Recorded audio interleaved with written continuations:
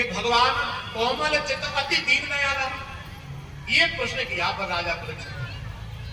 कोमल चित्त अति दीन दयाला, मैंने सुना है भगवान दीन दयाल नहीं है, मैंने ये सुना अति दीन दयाल है। अति दीन दयाल है तो है कैसे? जैसे ही परीक्षित ने कहा कि भगवान कैसे दीन दयाल हैं, तो राजा की बात कहने पर सुखदेव जी की डबरी भर आई। तो सुखदेव जी ने कहा कि राजन, अरे उनकी दीनता के ऐसे भाव भरे पड़े हैं राजन, हम तुम्हें क्या क्या बताएं। और कई बातें उन्होंने भक्तों के भाव में राजा परीक्षित को कही, और अंत में उन्होंने कहा सुनो राजन, अब तुम्हें हम एक ऐसी कथा सुनाते हैं, ऐसी कथा सुनाते हैं कि तुम्हारे मन का जो भाव है कि भगवान कैसे दीन दयाल है, तो तुम्हें ये पता चले। तो सुनो तो।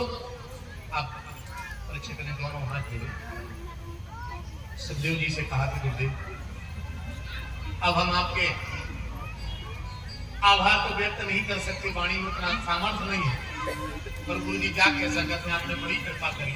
अगर समय पर तुम ना आए होते तो गुरु जी जीवन का ये भाव न बन पाया होता।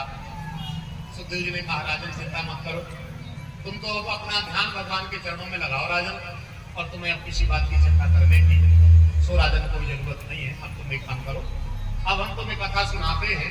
तुमने पूछा भगवान कैसे दीन दयाल है, ये पूछा तुमने कि भगवान कैसे दीन दयाल है। तो उस दीनता की जब हम कथा सुने तो उन्होंने कहा कि भगवान के एक मित्र हुआ करते जिनका नाम था श्री सुदामा जी। जो भगवान के मित्र हुआ करते थे जिनका नाम था श्री सुदामा जी। अब मैं अपनी बात को पुष्पांजलि आपके हृदय में रखूं, उससे पहले सब अच्छे श्रोता बैठे हो, तो मैं अपना एक प्रश्नोत्तरी बना करके रख रहा हूं। जैसे सुदामा जी की जब कथा आती है तो लोग कहते हैं सुदामा जी निर्धन है, ठीक है, सुदामा जी निर्धन है। अब इतने अच्छे योग पुरुषों की सभा बैठी है, सब अच्छी हमारी माताएं भक्त वृंद बैठे हैं। अच्छा ये बताइए बात कहां तक सत्य है? यहां से हम अपनी कथा चालू करेंगे, क्योंकि सुदामा जी की जितनी कथा तुम लोग सुनते हो उतनी हम बताएंगे। उतनी है सुदामा जी ने चना खा लिया चोरी के, फिर उनके पांव में कांटे लग गए, उतना ही कांटे लगे जितने चना खाए थे, जैसे तुम संग गिन रहे हो। हमें यहाँ तक जा समझ नहीं आया कि चना गिने कौन ने, तो कहते थे जितने चना खाए थे उतनी कांटे लगी थी। और आप लोग सब अच्छे श्रोता हो, मैं करवंद प्रार्थना करके कथा कहूंगा। अगर श्री सुदामा जी को द्वारिका जाते समय अगर पांव में कांटे लग गए तो खबरनाक